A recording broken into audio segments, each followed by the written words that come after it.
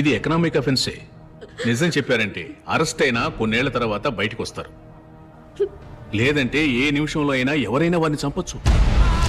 ఇందులో ఏది బెటరో నిర్ణయించుకోవాల్సింది మీరే. వారు మంచివారు, వారికేం కాదు. సరేనమ్మా, ఇక మీరు వెళ్ళొచ్చు. Sorry for the trouble. ఒకవేళ మీకు ఏదైనా ఇన్ఫర్మేషన్ వస్తే నాకు తెలియపరచండి.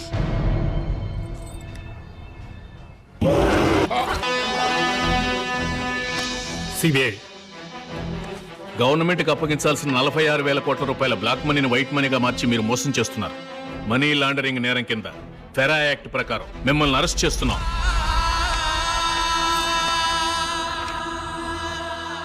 నాన్సెన్స్.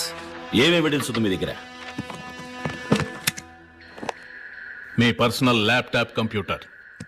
ఇది నాదేనని ఎవరు చెప్పారు? మీ భార్యే దీన్ని తీసుకొచ్చి ఇచ్చారు.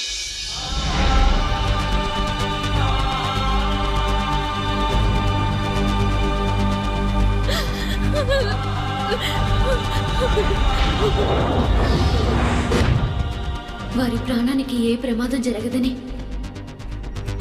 నాకు ప్రమాణం చేయండి. వారికేం కాదమ్మా.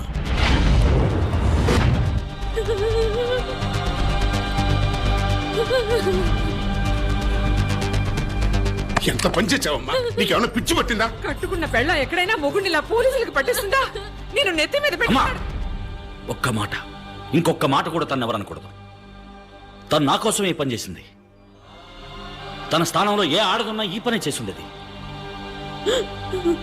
నే వచ్చే వరకు, నే రాకపోయినా తన్నెవరూ బాధ పెట్టకూడదు.